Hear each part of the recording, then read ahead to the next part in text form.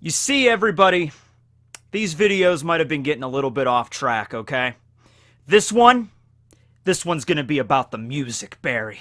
About the battle music, yeah! Let's cue it up on my grandpappy's radio. Holy crap, it actually turned on. Oh, yeah. Yeah! That's the sound right there. That's what my grandfather listened to in the mines in the 1950s. Love it. Yeah, you just don't hear stuff like this anymore. Okay. By the way, that's not my grandfather's radio either. This was something that was made. It's designed to look like it's from 1927, but it was made in like 99. I found it at a garage sale last year. I thought it looked cool, and I thought maybe I could use it for a video, and the prophecy has been realized. I do have a record player over here, and some of my mom's old records from when she was a teenager. We have the George Thorngood and the Destroyers collection, and then we also have something called Law? Just Law! Law has a band from the 1970s! Awesome! That's so cool! Hold On to It by Law. Yeah, alright, I've never heard of that band. So, last chapter shocked the world. A bombastic performance. When Luffy and Zoro charged right into the Golden Kagura Festival in the middle of the mosh pit. They thought they were just gonna charge right into Kaido's manor and lickety-split. However, they didn't really expect the fact that there would be another supernova there at that particular instance, and we're not just talking about Kid or Law. No, we're talking about this guy right here, Scratchman Apoo. And I gotta say, probably next to a Rouge, the supernova that doesn't really get that much, screen time, a Rouge, all we really got from him is, like, we get all of the supernovas, like, basic abilities at Sabaody, alright, so we get, like, all of what they can do, even though if it's not explained very well. Like, remember back at Sabaody when we first got to see Law's ability at the auction house, and he's doing his room, and we're like, what kind of devil fruit is that? I want to know. And Oda's like, oh, don't worry, we're gonna get a lot more Law action in the future. But, we also get, Apoo's musical abilities when he was fighting Kizaru, and a Rouge just a little bit when he did that, retribution, and then punched a pacifista right in the face. Since then, we got, like, kind of off-screen stuff with a Rouge when he dealt with, Cracker, and we dealt with Snack, and then Cracker beat him up, and then we get Apoo, which, Apoo, all we got from him is, like, okay, he joined that alliance with Hawkins and Kid, and then he was actually working for Kaido the whole time, and then he arrived with the numbers at Wano, and, yeah, that's where we're at right now, pretty much. Bonney as well. We didn't get a lot of stuff with Bonney, but it really does seem like Oda wants to focus on her quite a bit. So we got a scene with her at Reverie, and it seems like it's setting her up to have more involvement than just the other supernovas. Like, she has connections to, like, the world government and, like, royalty and stuff, and just with the nature of Bonnie's fruit, there's a lot of stuff you could have with her. But yeah, so Apoo is just there, DJing the Golden Kagura, and then he sees Luffy and Zoro, because he's a member of the worst generation. He's like, yeah, there's Luffy and Zoro dressed like Kaido's minions over there. I don't know why they thought I wouldn't notice them, but they're right there. And then he activates his Tachaka Mujiku, his fighting music, and he just, for lack of a better term, kind of wrecks Luffy and Zoro's shit at that one particular moment there. Now, once again, it wasn't like, at the end of the chapter, Apoo is lording over their, like unconscious bodies and like, yeah, check it out! After all the training, all of that skill and pluck and moxie, and Zoro getting Enma, and Luffy, learning Ryuo, they get taken out by this guy. I think one of the reasons why people were so upset by that when it happened, not everybody, but I saw, a few people like, oh, this is kind of ridiculous, is, yeah, we didn't get a lot of scenes with Apoo, but meanwhile, we got that whole training montage thing with Luffy. Gear 4th and training in the prison for days on end, and then Zoro training with Enma and everything, and it's like, alright, we're ready to do this, we're ready to get into this battle, Onigashima, they've been training like hell, they're gonna storm the place, right? And then they get smacked by Apoo pretty easily, and I think that definitely was the source of a lot of the frustration that people felt. It's like, we didn't get really anything with Apoo, and then he just comes out of nowhere, so yeah, I can see where that was coming from there. But also, at the end of the chapter, he gets flattened by Kid. So, mixed bag here. It's like, how dare Apoo do that to Luffy and Zoro? I hope he gets smashed into 1,000 pieces. Okay, Kid smashed him into 1,000 pieces. All right, I don't think he's out of the fight yet, but yeah. So, one thing to keep in mind here is that he's a member of the Supernovas, all right? Now, just saying he's a member of the Supernovas just in and of itself, what I mean by that is I don't mean that, like, all of the supernovas are on like an even keel, because that's definitely not the case. But what I'm saying is, Oda introduced this group of pirates at Sabaody. And I'm sure he had a plan, even far back as that, to like, all right, I'm going to use each of these characters as like, you know, side characters, not really side characters, but like secondary characters during, you know, the New World saga. All right, so he probably planned this whole thing with Beiji out like years ago. Like, okay, when the crew finally arrives at Totland, Beiji is going to be like a primary character during that arc. When they get to Wano, Hawkins, Drake, Kid, and Apoo are going to be characters that are going to be prominent during that arc. Bonney has the stuff going on at Reverie. Don't really know where Rouge is going to be thrown out yet, right? So my point is, like, Oda has a plan for all of these guys. I wouldn't just throw it out there like one of these supernovas is going to be, like, trash. I was just like, oh yeah, there's only 11 supernovas. Oda's just going to take one of them and just use them as like a wet rag and just, yeah, we're just going to, okay, that's good, and just throw them away after that, right? I thought he was going to do that with Bonney, honestly, because remember right before the time skip, when all of the supernovas go into the New World and we see what they're doing, Bonney got captured by Akainu, of all people. And I'm sitting there, she got captured by Blackbeard first, and it was kind of a really creepy scene where Blackbeard was like, ah, say ha, you're my kind of girl. At least in the English dub he says that. It was kind of creepy.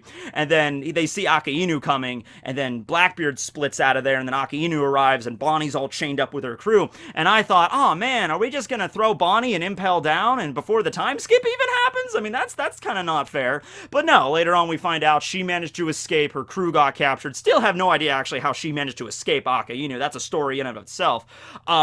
But yeah, it's just like, okay, Oda's not just gonna dispose of them like that, which also makes me think that he's not just gonna be defeated here. Okay, so here's a question I want to ask you guys. Where would you put Apoo in terms of like ranking the supernovas? I attempted to do this a couple weeks ago in a live stream, and I discovered it was a lot harder than I originally made it out to be. I don't really do power scaling stuff on the channel that much.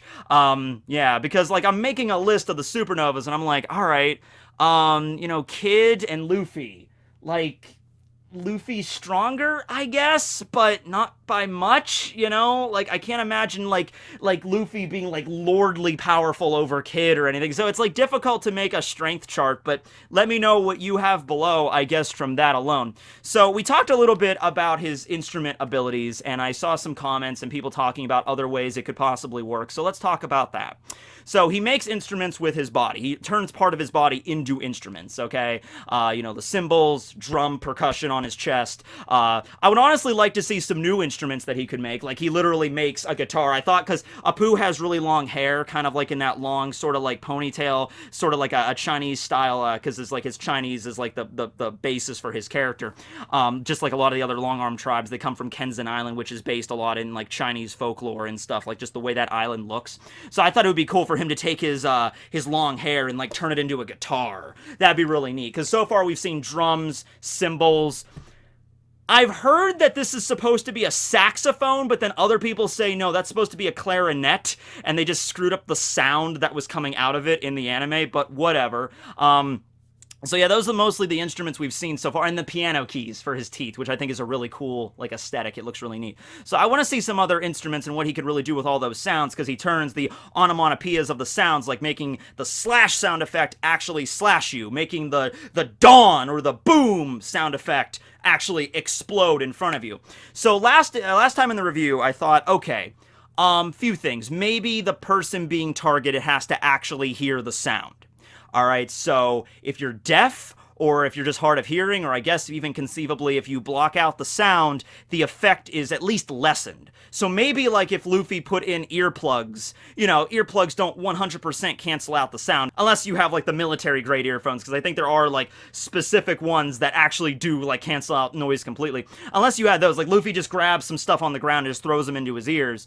It might not cancel out the sound completely, but he doesn't hear it as well. So maybe the effects of like the explosions and the slashes are like like, mitigated just because of that alone. Also, Apoo did state there was a range to his noise, so, you know, there's an area of effect, so you have to, like, back away, and it's maybe the sound, like, the further it has to travel, the weaker it gets, and so, you know, if you're right up close to Apoo, which is essentially what Luffy and Zoro were, like, last chapter, they were really close to that dude, you know, using the slash effect, you're just like, oh, wow, Zoro got, like slashed by a sword, and blood was geysering, but if they managed to get away, even if they were still technically in range, the effects, like, I'm gonna use the slash attack, it's scratch, what he says, but it's like a slash sound effect, scratch! And then you're, like, a decent distance away, so it's like, shing, like, oh, it's like a little paper cut, not a big deal there. So that's one theory. There was another theory I saw that was really cool, that somebody was saying maybe, the person in question has to be targeted by Apoo through their name. Sort of like a musician performing to an audience, like actually shouting out the person's name in question. Because the few times he's used this fruit in the canon of the manga was against Kizaru, and then right now against Luffy and Zoro. And all 3 times he's done that, he's said their names first. He's like, when he was using it against Kizaru, he's like, can you hear me, Navy Admiral Kizaru? This sound's going out to you. And then just in the last chapter, he's like, we got 2 rats infiltrating the Golden Kagura Festival. Where is my microphone? Yep. Here is my microphone. It's not a flashlight, it's a microphone. We got Roranora, Pirate Hunter Zoro, and Straw Hat Luffy. You know, so maybe that's it too. Like how an entertainer would like call out, hey, how is Chicago feeling tonight? Yeah! You know, that kind of stuff. So that's a theory as well, you know. And also, that would also explain the whole thing, like, okay, if everybody in the crowd is afflicted by the music at the exact same moment they hear it, then everybody in the crowd would be exploding. Everybody in the crowd would be slashed up. So it's definitely pinpoint targeted, whether it be because Apoo has to say their name, or maybe not even going that far, just like, I want to target Straw Hat Luffy and Zoro with my power, and nobody else. Think of it another way. Let's say there are 10 people lined up. Just lined up in a straight line, or a queue if you're from England. They're in a queue, all right? Apoo is standing in front of all of them, okay? And he wants to specifically target the 7th person in line with his music power, okay? So he starts playing his, you know, saxophone, trumpet, clarinet, or whatever, and everybody in line is going to be able to hear it. In fact, the person that's at the head of the line would hear it at a modicum, at a fraction of a second, you know, earlier than the person at the 10th of the line, okay? So everybody can hear the music, though, when he's like, do-do-do-do-do-do-do-do-do-do, but he wants to specifically target the 7th person, so he's like, activates his like, boom, or dawn, or whatever, and then the 7th person, would all of them explode, or would just the 7th person explode? From what we've seen from last chapter, it seems like only the 7th person would explode, you know, because I'm specifically targeting that one person and not the entire crowd. So it's not just a matter of anybody that can hear his music, it's somebody specifically has to, or maybe a group of people, like he has to actually target you. Also, considering Kid just kind of came out of nowhere and like, boom, Punk Gibson freaking Apoo into the side of a wall, you know, it seemed like Apoo, he didn't sense him coming, so, you know, he was, you know, completely focused on Luffy and Zoro, not focused on anything else, so he didn't have time to use observation in order to sense Kid coming and like, oh, I'm gonna redirect my attacks to you, Eustace, Captain, and then he gets hit before he has time to do that.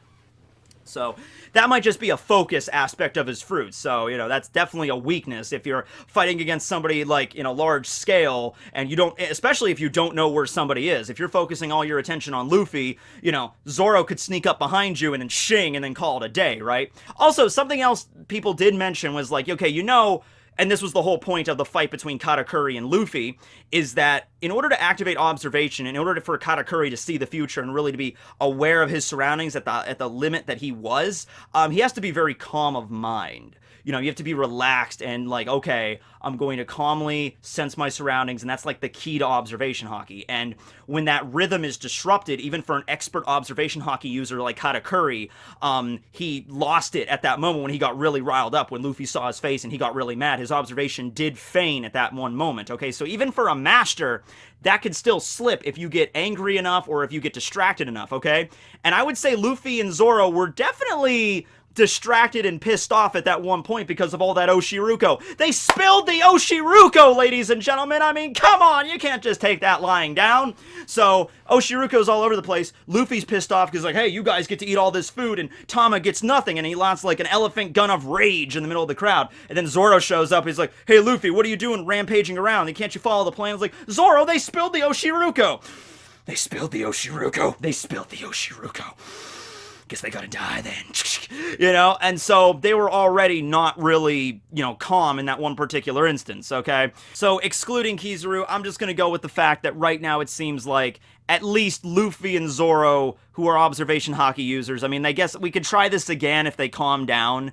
And also, they did, by the way, they had no idea Apoo was even there, and they didn't even know what Apoo's ability was. So they're literally running through this hallway, not even aware of Apoo's existence, and they know who he is, like they recognized him as he was at Sabaody all those years ago. But at the same time, they didn't know he was going to be right here, right now, and they didn't know what kind of powers he had. So they're running through the hallway, and then just like boom, oh, what the hell, slash, oh, jeez, who's doing that? Oh, it's that guy, pow, bam. You know, like, so they were kind of riled up. So I guess we could try this again if they've calmed down a little bit and see if they can, you know, sense the attack coming with observation. But I kind of doubt it. I don't think that would be the case.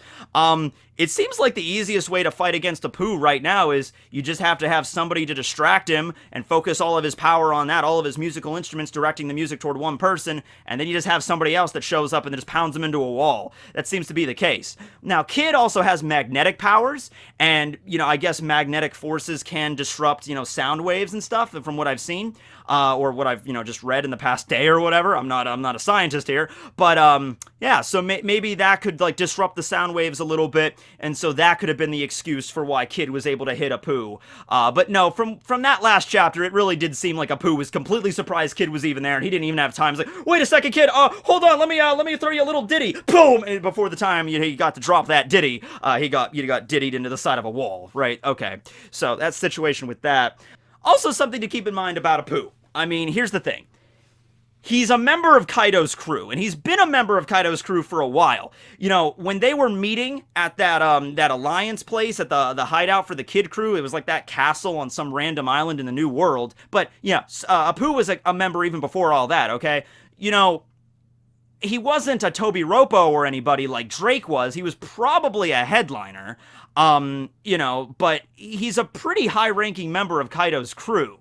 I don't think Kaido would just let him in if he was a weakling, all right? And he's probably been training with the Beast crew for, you know, at least, I'm going to say at least a year, or if not a year exactly. It's been pretty close to one. He might have joined up with Kaido's crew shortly after the time skip, for all we know. Like, after the time skip happened, you know, he joined up with Kaido's crew pretty quickly.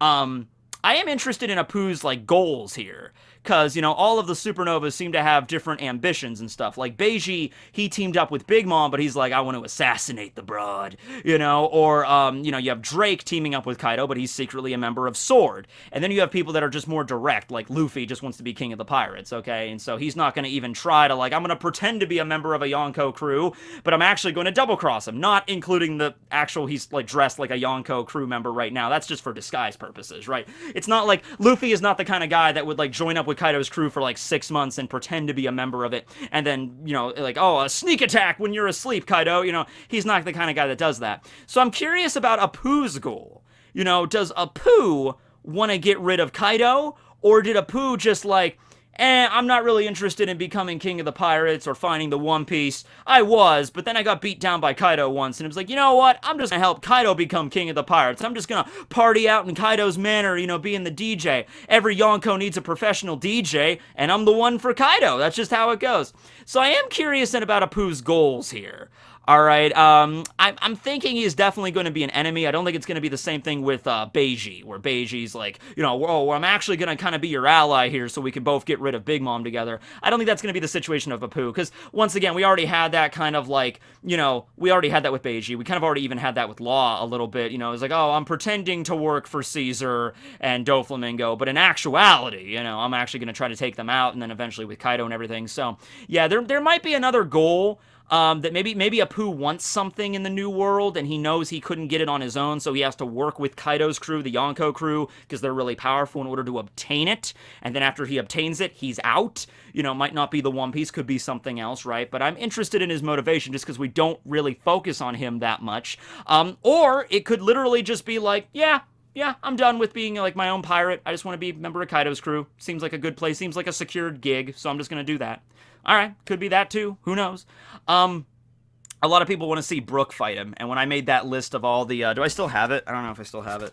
I made that list, and I think I put it in my drawer over there, but I had a list of, like, all of the, the possible matchups I would like to see in this arc, and, I don't even know if I remember putting Kid and Apoo on there, because that makes a lot of sense, because Apoo was the one that backstabbed Kid and Hawkins to begin with and sold them out to Kaido, so definitely Kid would be mighty pissed. Hawkins, once again, depends on the tarot cards, but yeah, once again, by the way, yeah, Hawkins having the tarot card's ability to, like, warp reality, I'm like, we're finding a lot of stuff about the supernovas in this arc that we didn't know previously, alright, so I'm like, yeah, that's also kind of a really powerful technique, depending on how, like, the results of the tarot cards are, so I was more surprised by that than just, like, Apoo being able to, like, attack anybody he wants and, like, unblockable, or maybe not unblockable, but undodgeable, because maybe you could block it if it's like you charge up armament hockey all over your body. It's like, okay, now I know what Apoo can do. I don't really know how he can attack me, but I know he can attack me from a long distance away, and I can't really sense the attack coming, so whenever I'm around Apoo, I'll just constantly be on guard. I'll constantly activate armament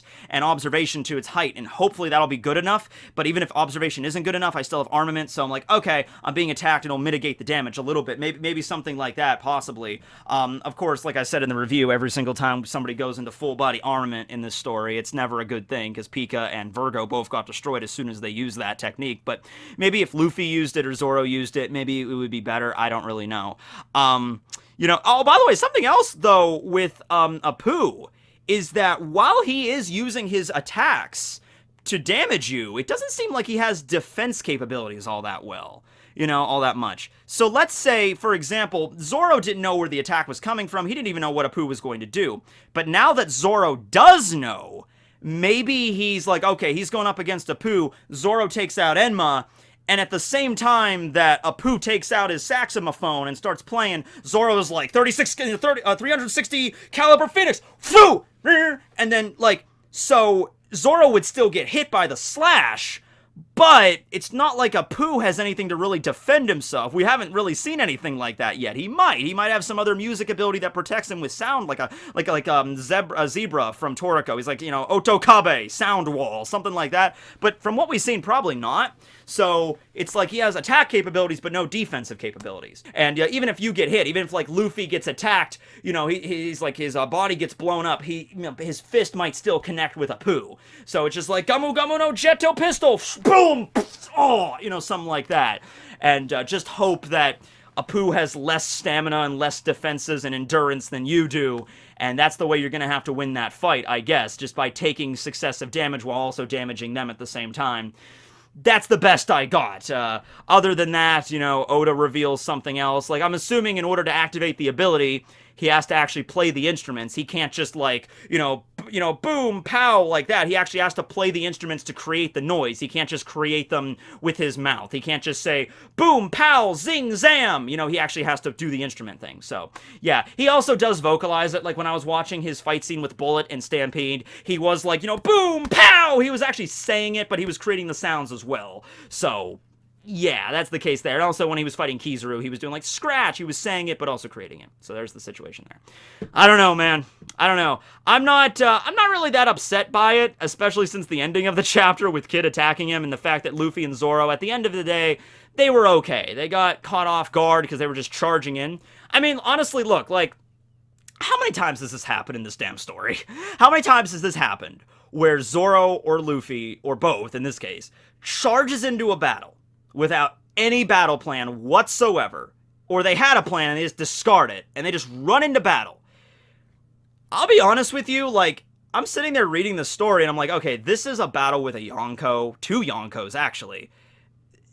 The stakes are a lot higher now than maybe even Marineford, so it kind of, in a certain way, it's like Luffy tries this for the 50th millionth time, and he actually gets, boom, smacked by it. Like, okay, Luffy, that's not a smart idea what you did. You know, there's a lot of really, and like, just taking Apoo out of the equation, this place is filled with hundreds of artificial devil fruit users. Yeah, taken on one at a time, not a big deal. Even like Luffy and Zoro versus 10 Smiles, 10 Gifters, I would still put the odds on Luffy and Zoro. But Luffy and Zoro against 50 Gifters? 100 Gifters? More? Plus all the waiters and pleasures that are there backing them up, plus headliners that are going to be present. You know, at some point you're going to sit there and be like, okay, they can't just, you know, Luffy just can't use the big burst of conquerors and just knock everybody out like he did at Fishman Island, right? At some point they're going to get gwomped. There's just too many enemies. Running in was a stupid idea. It just was. The smartest thing they could do right now, I think, is tactically retreat, as in don't go forward more into Kaido's manor or toward Kaido's manor. Go back the way you came, meet back up with the Straw Hats, have Chopper look at your wounds, and be like, okay, that was a stupid idea. Let's try something different now. Because running in had us getting spanked. And then the Straw Hats are like, oh my god, that's a smart idea. Let's listen to Robin and Jinbei, you know? Although all the Straw Hats are kind of separated right now. They're all going in different directions. But, you know, at like the very least, just Luffy and Zoro retreat and then stop when they can catch a breath and they're away from everybody. And they're like, okay, we got to figure out another way to do this. Instead of charging in directly in a straight line, how about we charge in a zigzag pattern? Luffy, you're a genius. Let's do it. Honestly, that's not much better, but it is better than rather just straight line through the Golden Kagura. At least, like, all right, zigzag pattern. At least it makes it more difficult to get, you know, shot with a bullet or something. I'm like, all right, fine, I'll go with that plan. It's at least they're working on it, right? Oh, well. Anyway, thanks for watching the video, everybody. Yeah, so let me know about that below with Apoo, and what do you think about his Devil Fruit power and how this is going to continue. But I'm thinking we're going to get a fight between Kid and Apoo, and it's going to be pretty cool, and we're going to learn about his Devil Fruit name probably next chapter in 2 weeks, and, you know, all the weaknesses and strengths of it at some point, and we'll see exactly how it operates. Okay, well, anyway, thanks for watching, everybody. This will be Teching and Barry signing out. Let's cue up that music again. Oh, yeah!